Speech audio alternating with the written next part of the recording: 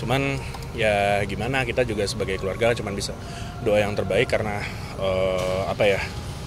apapun yang mereka putuskan atau apa itu mungkin sudah jalan yang terbaik ya. Jadi kita nggak berani ikut campur aja lah. Kalau dibilang lebih dekat enggak sih, emang udah deket dari dulu ya. Ya Lebih ada waktu lah. Lebih ada waktu mungkin gitu. Dibilang kaget sih ya pasti kaget ya. Cuman ya balik lagi, kita nggak bisa ngapa-ngapain gitu. Itu memang sudah keputusan mereka berdua. Ya yang terbaik sih sebenarnya. Kisruhnya sih kalau saya kira sih mungkin udah dari awal sih sebenarnya ya. Cuman saya tuh nggak terlalu berani ikut campur gitu kalau masalah kayak gini. Jadi saya cuman dukung aja lah dari belakang gitu. Kalau menyayangkan sih sangat disayangkan ya, karena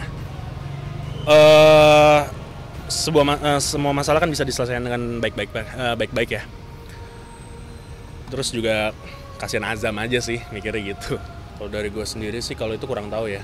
Soalnya kakak tuh jujur aja ya, maksudnya jarang untuk cerita masalah seperti itu gitu loh. Karena dia juga orangnya tertutup sih sebenarnya. Kalau masukan sendiri sih ya semoga sih masalahnya cepat selesai aja. Ya keputusan kalian itu hak kalian lah. Kita juga nggak berani ikut campur. Apapun yang terjadi itu yang terbaik. Oh adik-adik ya sama sih, mereka juga ngikut gue gitu ya. Mikirin yang terbaik aja lah udah. Apapun yang terjadi itu yang terbaik gitu. Udah jalannya kali ya begini. Mungkin ikut hadir ya kalau misalkan nggak kerja ya.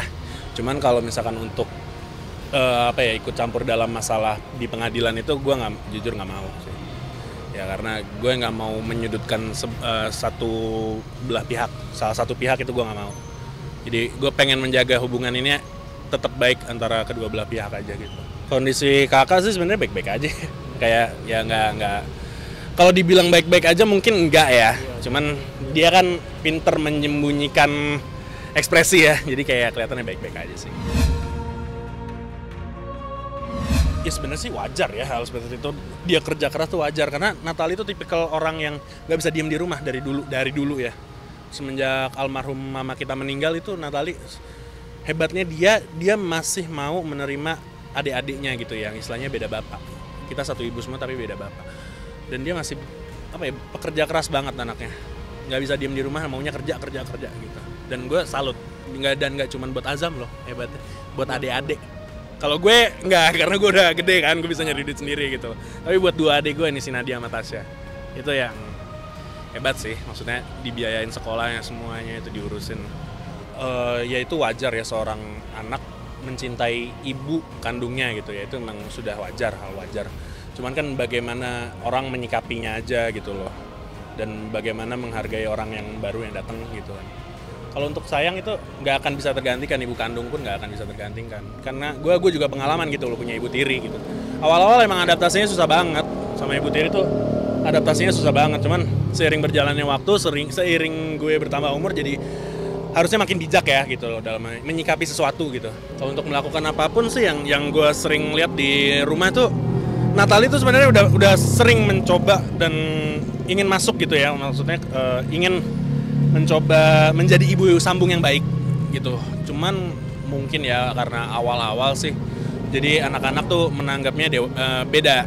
Karena kan problematikanya adalah Natali kan sebagai ibu sambung harus menjadikan dirinya seorang ibu kepada anak-anak yang sudah dewasa gitu loh. Jadi mungkin problemnya di situ.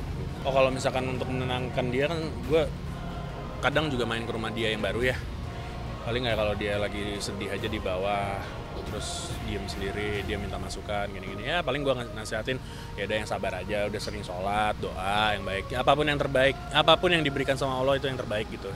Kalau dibilang kasihan sih kasihan, sedih, cuman kan apapun yang terjadi itulah yang terbaik kan.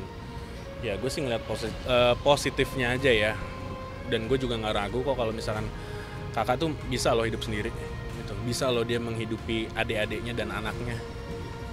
Ya gue pasti sebagai kakak abang laki-laki nomor 1 gitu ya pasti bantuin sebisa gue, semampu gue gitu. Ini bisa menjadi introspeksi masing-masing dan semoga kedepannya semua bisa berubah untuk menjadi yang lebih baik aja lah. Dan apapun yang terjadi itu yang terbaik, doain aja. Kalau ketika Uya bertanya spesifik bahwa adakah orang ketiga di sini, secara lugas Natalie bilang nggak ada. Dan dari cara dia menampilkan gerakannya itu konsisten dengan ekspresi yang sebelum-sebelumnya, gerakan tangannya maupun gerakan kepalanya itu konsisten. Jadi buat saya secara konsisten pula dijawab bahwa nggak ada, sehingga dia yakin bahwa hak asuh di dia. Karena bukan masalah, buat saya sekali lagi bukan masalah orang ketiga. Ini dua orang ini sama-sama egonya keras banget nih. Gengsinya sama-sama besar, pride-nya sama besar, egonya sama-sama besar. Kalau ditanya siapa yang salah, kita nggak bisa, dalam kasus seperti ini, kita nggak bisa bedakan atau dipilah berdasarkan benar salah. Nggak gitu ngitungnya. Tetapi untuk greater good, istilahnya kepentingan terbaik, lebih baik yang mana? Karena belum tentu, sekali lagi belum tentu ya. Suami istri itu akan menjadi lebih baik buat anaknya kalau mereka bersama. Itu bisa jadi. Kenapa? Kalau hubungannya toksik, anaknya toksik malahan kalau bersama. Kalau pisah bisa jadi mereka lebih nggak toksik dibandingin bersama. Itu ada. Dan sekali lagi, panjang kalau untuk menceritain ini, panjang sekali ya. Ini hubungannya dengan hubungan pernikahan, relationship, konsep dasar relationship, konsep dasar komunikasi, konsep dasar kesadaran diri, panjang gitu. Dan buat saya, orang yang menikah harusnya ngerti ini dulu, bukan karena waktunya nikah. Nanti pasti akan ada jalannya. Enggak, perlu belajar, perlu usaha untuk itu. Tetapi kalau saya masuk sedikit lah, cerita sedikit ya. Kalau dalam kasus bukan ada salah satu orang yang salah, misalnya pihak ketiga dan lain sebagainya, dalam kasus ego, masalah komunikasi, dan dua-duanya sama-sama keras, nggak bisa dimediasi, maka anak di bawah umur 12 tahun itu ikut sama ibu. Karena kenapa?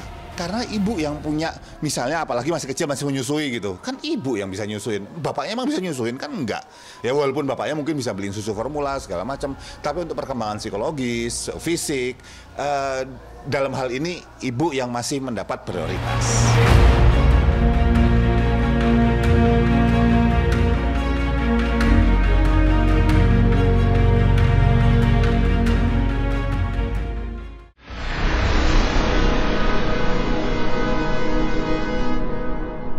Jadi jangan lupa untuk subscribe Cumi Cumi. Ditekan ya tombol lonceng merahnya.